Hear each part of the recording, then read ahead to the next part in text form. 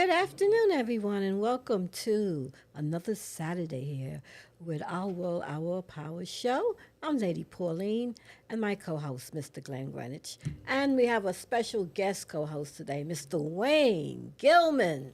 How are Who? you, Wayne? Hey, just fine, just fine. Thank you very much for But, inviting me. uh, If I had known in ahead of time, I would have been dressed well, appropriately for you this. you are But dressed appropriately. given it's 100 degrees Yes, outside, yes, yes, yes. I am. I wouldn't blame you if you had your shirt off. Or you too, Glenn. You look kind of hot. Oh, so, Sure, you want to start like this? well, today's show is very interesting to me anyway. I had an experienced audience of going into Walgreens. I should say Walmart. I'm sorry, Walmart. This week, as a matter of fact, to buy some food, and I was noticing a few changes in the cost of living scenery. Wherein I picked up a bag of chicken wings, and the bag was half empty. And then I went to the next bag to see, if it was a mistake. And the next bag was also half empty. It's full, it's locked, but I noticed that the bag with the chicken wings is half. It's not up to the top like it used to be, Right. and the price is more.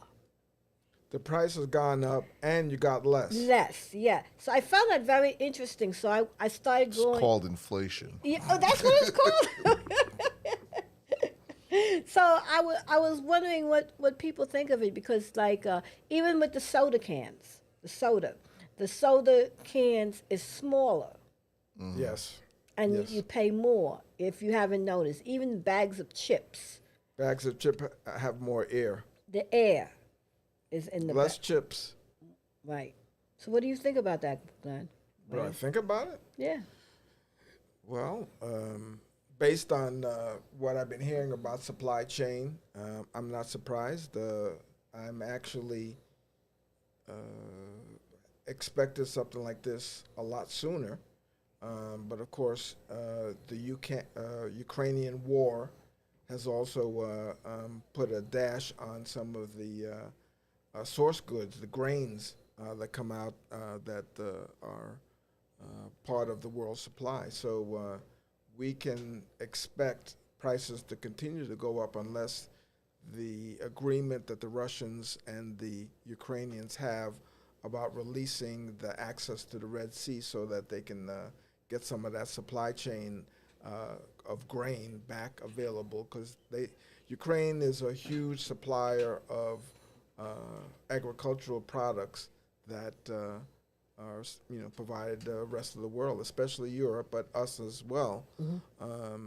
And so the price of goods, of foods, are going to go up because the grains have gone up, and it's not just grains. I mean that when you look at it, meat prices. Not that I eat meat, but I noticed the fish prices have definitely gone up. I eat fish, but I've heard.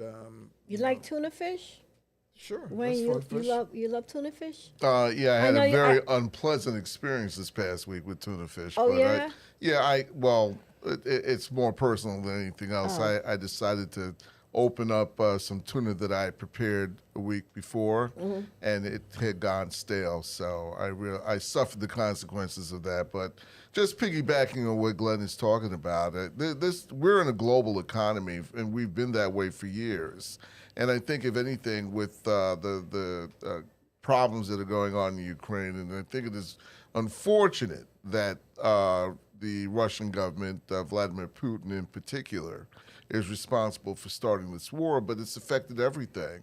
And it shows how vulnerable the world is, because it's had a domino effect on not just food and, we're talking about energy, to fill up to 2 months ago was costing almost $6 a gallon of gas in California. Yeah. And New York wasn't too far behind, It's only now that things have gotten down.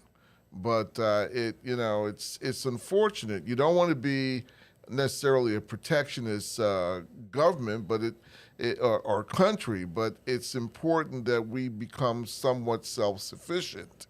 And I really feel for people who live in Europe, and I feel for the African nations because they're not getting any FaceTime in media at all. Sudan, all these people are starving, Right. and it's because of what's going on in Ukraine. Yeah. Oh, wow. Yeah. That's very serious. We're just thinking about ourselves here in the United States, but yes, it has affected the whole world. Well, one of the things you just said, Wayne, and I want to come back to it, is that whole protectionist mentality. And that probably was one of the few things that I did like about Trump. He talked about it. He didn't put any plans in place, but that's something that we should have been looking at. And back to Ronald Reagan, when you think about it, in terms of not allowing our industry, especially our manufacturing, to go overseas. We've been, 30, 40 years of that going overseas, and so now we don't produce a whole lot of things, and so we're just mostly consumers. Paper economy and service industry. The thing is, you talk about Reagan, but it actually started with Bill Clinton, who had this grandiose idea about, erecting a global economy where, people will be able to interact, with different goods and just basically allowed for NAFTA, which was the big program that he started that allowed people or companies, I'm saying people, to build cars, in other countries, and it was supposed to be a back and forth thing where there'd be, imports and exports, and it was working for a while, but all you need is just one person like Vladimir Putin to step into the act, and it's personal with him because he lost to the United States, when the Soviet Union was dismantled, and he wants to get back. It's about his legacy now. And I understand that he's terminally ill. I don't know. I don't have any empirical evidence on this, but I understand he's suffering from colon cancer. Oh, wow. It's been written. I don't know if that's in fact the truth, but the bottom line is that he's trying to do all these things now so that when history looks back at what he's done, he was able to restore something that needed to be dismantled. And if anything, because of what's going on in Ukraine, at least the Western and some Eastern European countries are looking to fall in lockstep with what, the U.S. is about, and not embracing everything, but at least they see the foolishness of having this war, Yeah. So that's where things are at right now, and we have to, hang on. Yeah. I was doing a little research on, that's why I mentioned tuna fish, because we stock up on tuna fish in my family, we stock up cans. Right. And it's good for like 2 years, Well, without. That's You what sh- they you should- said. You should be stocking up on tuna fish, sardines, all of those canned goods, because if something hits the fan, you've got something in your pantry that you can live off of. Yeah, but they also talk about this mercury Well, and it's poisonous to women that are pregnant and to children. So I don't know if a lot of people are aware of that. I mean, I love my tuna, but they said the tuna that's in the oil is the best. Yeah, and sardines. And as so far- yeah. Anything canned, anything that man has put his hands on to preserve, it's not just preserving the food you're trying to consume, but you just wonder what it's doing to you. Yeah, because the can is good for 2 years. So Well, I don't want to. After last week's experience in the house there, and I made tuna salad, and I said, this salad, it didn't smell. I went into the refrigerator, opened the container, I said, oh, this still looks good. And I bought this from a deli, a reputable deli up in the area where I live. And I said, okay, let me check this out. I was hungry, especially with the heat the way it is. I didn't feel like cooking. yeah, of course exactly. not. Exactly. So it was just one of those things, man. It felt good going down. It hit the spot. By midnight, I was ready to call 911, man. I was rocking and rolling. Eyes dilating. I said, praying to my parents, please give me more time. I know you all want me to come home, but please Oh my goodness. it was something else. So, it just goes to show that even when you prepare, and this is my fault because I live alone, and if any female happens to be listening that would be interested in I have no shame. I have no shame.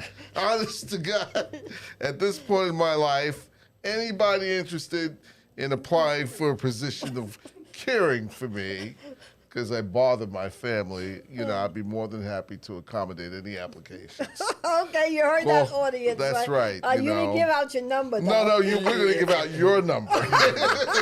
You do the screening. I know that's right. I've done it before in the past, and you seemed dissatisfied. What's that? I sent over 2 ladies to you, Rebecca and Jennifer. Oh, please don't even call their names, Yeah, As a matter of fact, Glenn, you do the screening. I think we're a little off topic. Slightly. Yes, we are slightly. Well, maybe this will get us the ratings. I don't know. Anything will do. But I also wanted to mention something that, been on the news all week is about the cost of living here in New York City. Some apartments are $5,000. And I just want to know, what are people getting for $5,000? And who is paying this $5,000 rent? And this is what they're saying that the prices is. So they're telling people, if you can't afford the $5,000, go to Queens, Brooklyn, or the Bronx. It's cheaper. That's true. That is true. Yeah, that is true. Now, I'm just wondering, as a landlord, how do you feel about the rent price? Well, in all honesty, there's this perception that most landlords are just out for the money and they're not doing, they're unscrupulous, they don't care, but there are a good number of, people out there like yourself, Glenn, who are doing the right thing by, people who live in their apartments. And I just think it's sad that, I don't know how people can afford to go out, young people could afford to go out to buy property. I'm losing a young couple now, and they're millennials. They make good money, and I hate to see them go. It's almost like they've become part of my family, but they want to move further upstate where they feel they can get a better bang for their buck. And I'm not charging them a lot. I'm not in the $5,000. They're talking about a little 2-bedroom in the Northeast Bronx. And it just saddens me that between the mortgage rates going up in terms of interest, the quality of life. A lot of this started, and it will continue to be this way as long as we're still in the midst of this pandemic. I don't think a lot of people are looking to come back to the city to work, and yet I see these superstructures going up. So you kind of wonder, well, who's moving into these buildings? And we have a humongous problem with homelessness. In this, and not just in New York, but in this country. Right. And you couple that with the shootings and everything else going on. So we have a myriad of problems, but $5,000 a month, that just seems to be insane. It is insane, but people are getting it. No, not necessarily. Because I've heard of $5,000 20 years ago, Central Park, West, Central, looking over into Central Park. So, those kind of prices are not unheard of in New York City. Well, they showed the buildings, and they were like old buildings. They weren't new buildings. Well, I'm sure, again, I remember back in the early 90s, you could get a studio apartment in the Upper West Side for $500. You can't touch a studio now for less than $1,000. Maybe even $1,500, right, $1,200. Right. Yeah. So you've got to look at what the, as you said, the cost of living. That's what got us to this conversation. Yeah, that's what inflation the topic is. It is escalating. Your dollar isn't going as far as you would like, and we've got a lot of economic situations that are causing it to escalate. And New York has always had a housing problem. I mean, problem in terms of affordability to the average person. One of the issues that has been prominent is the AMI, which is the area medium income that has been calculated for affordable apartments.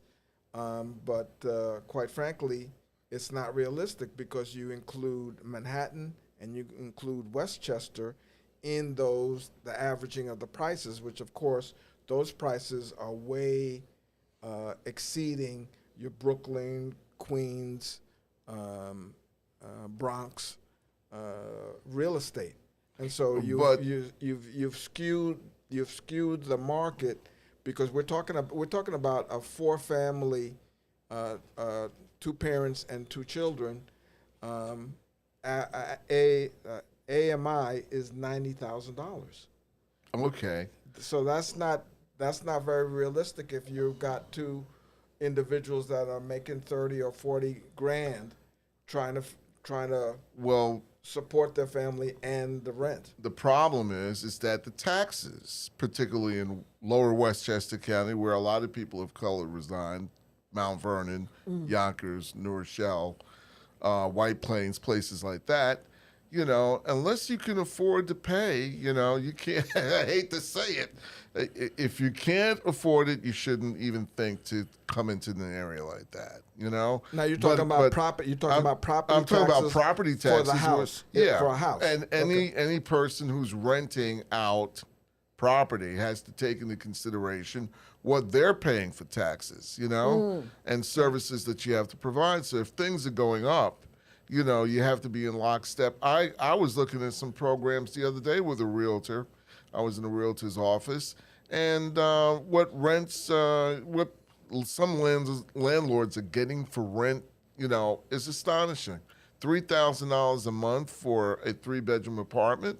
That's almost a mortgage payment. Yeah, it is a mortgage payment. It used to be anyway. Right, exactly. And you're talking about $5,000. I know some people on the downtown Brooklyn, Lower East Side of Manhattan with views of the East River paying that kind of money because they want to be in an environment like that if you can afford it. Mm-hmm. But, I just think on the whole, everything in the tri-state area has gone up, and it will continue to rise like that, as long as we're stuck with this kind of economy. And I think a lot of it started after the pandemic, took hold, and the fact that a lot of people want to work from home. Well, you can't blame them. Well, let's go back to that pricing you just. We're looking to bring in a new priest to my church, and so I was looking at rental prices, and even here in Queens, a 2-bedroom you're averaging from $2,300 to $3,500 for a 2-bedroom apartment, depending on where it is. Yeah. Of course, it's in Astoria or one of those places. Forget about it. It's about $3,200. Yeah. But if you go look at Jamaica or Fresh Meadows, you're talking about easily $2,500. Yeah. For a 2-bedroom apartment. But you're right. That's mortgage. That's what you think people should be paying for a mortgage as opposed to renting an apartment.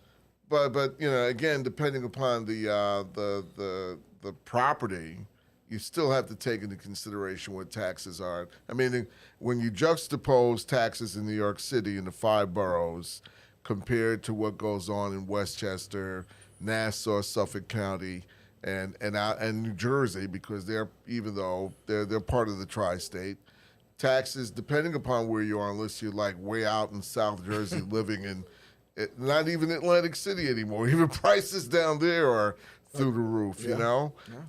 You just have to adapt, and I think that's why so many people are leaving. But I'm astounded by how many people are still moving in, coming in from other areas of the country. But even moving, like we did a calculation, me and my family, about the moving to another state, all right? And we realized that the rent was less. And of course, you got a whole lot more accommodation. Exactly. Okay. But what happened is you have to worry about transportation. You must have a car. That's something that is a must. And I'm serious. This is a story, audience, that really happened, and it happened to my son. You know, if I don't mind saying it, we're thinking about going to Atlanta, Georgia, to live. You know, and because we fell in love with Atlanta a few years ago, and there's a certain places, when you have these apartments, they look like something out of the movies. So we wanted to see if it was really true. So we went, and it was exactly what the brochure had. And like you get 2 bedrooms for 1,500, with washer and dryer, fireplace, a pool, a rec room where you can work out, all of that for that. Because you do have to pay for your garbage pickup and stuff like that. But that was great. Wow. Just a matter of fact of going there, it felt like you was on a retreat. It's funny you mentioned this. I don't mean to laugh. Eddie Murphy has this joke about gentrification in New York City. Uh-huh. And he says that, when I was living here, this person lived there, they're black, and this person across the hall was black. Now I moved back to this old building and nothing but whites. They call that gentrification, people. And he said, well, where did all the black people go? Uh-huh. And he said, Atlanta.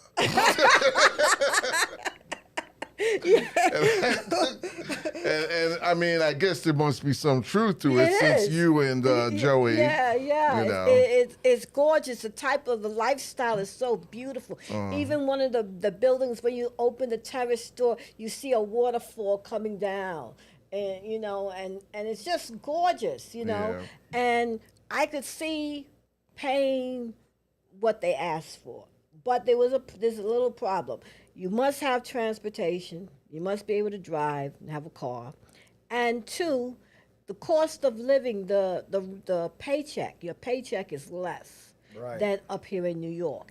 It only works if you are a retired person going down there. You have your Social Security, you have your pension.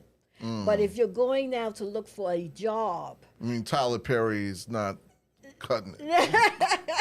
Well, only Tyler Perry, but not everybody's in the movies. You know what I'm saying? Yeah, but you know what amazes me? I'm a little older. I admit to this, but I remember when places where we weren't even allowed in Georgia.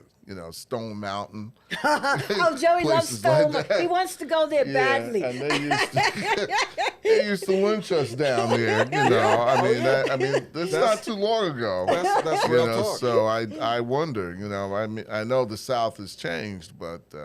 Well, there's a couple of things, and you mentioned it, Pauline.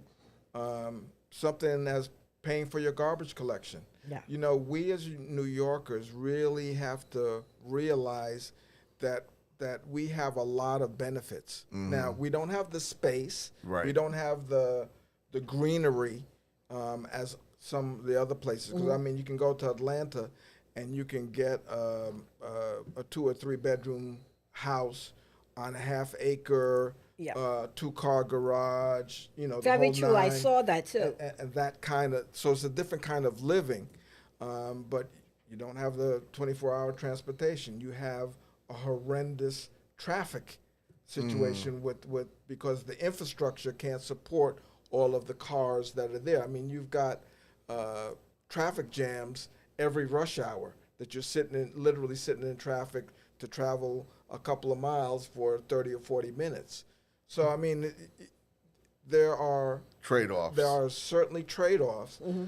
Now, the one thing that I did hear that was interesting is if you worked for the U.S. Postal Services or something that was a national, and you could then take your salary from New York and transfer it down to a southern, Atlanta or Georgia or what have you.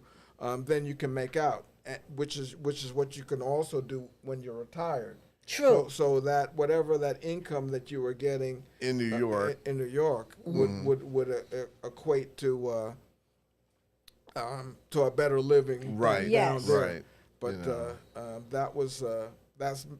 that mostly is the only thing, the real advantage that I could see in terms of being able to transfer and still have that same level lifestyle, of economy, salary. Economic. At least income. Income-wise, at least the income side of it. You don't have to worry about the snow and things like that. Exactly. That's another thing too. But It's know the what? quality of life. Right. Yeah, I think we all want that, regardless of where we are. And I really have to say, I was really concerned when Eric Adams took over the helm, from De Blasio. But he is really trying to do his best to clean up New York. I don't know how effective. I mean, I just read what goes on every day, but I still see, reports of shootings in places that I never thought that would have such, nonsense, particularly in the Bronx, South Bronx, Central Bronx, even out here in Queens. I'm just astounded.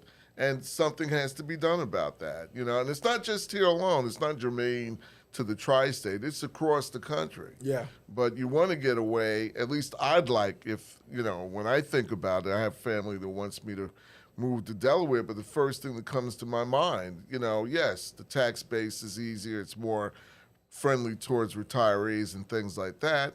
What about medical care? Again, I want to be in proximity, at least a train ride away. Right, to a hospital. Yeah, to a hospital, clinic, and that sort of thing. Not to say, this is not to disparage the medical doctors in the state of Delaware, but, it's just one of those things. I have a lot of friends who've just moved out because it can't, especially, I think it got to a point during the course of the pandemic that, the firecrackers, the shootings, people just, lawlessness just went to a completely different peak that I never had seen. The only thing that it reminded me of was the crack epidemic in the 90s. Right. Where people were losing their lives. Now we got this thing called monkeypox to worry now, about. I wonder how that's going to affect our cost of living, because they said it was for the gay community. Now they're saying that children have it. Now, please explain that to me. How... Well, don't look do at we me. have- I don't know. What's with your mother, man? Trying to figure this out, Like as if I have nothing to say about the gay population, but I am not a part, and I really am saddened that anybody should be faced with this. Yeah, Glenn. Why did I bring that up? No, jokingly speaking, 4 or 5 weeks ago, they did specifically say that this affects the gay community, the gay men community. Mm-hmm. Now, just this week, I heard that little children like 2 years old, 3 years old, 4 years old, have this disease now. Because it's by contact. Right. Yeah, they So say, yeah. it's not necessarily sexual, but any kind of brushing up, skin touching, can transmit it. So, Oh, my goodness. So I mean, it's. We need to do a show on that because that could be, That's the next show, guys, we'll be Right. talking about, okay? Monkeypox. Right. All right. I won't be here for that one. Why not? Well, you can talk about it on your show. Yeah.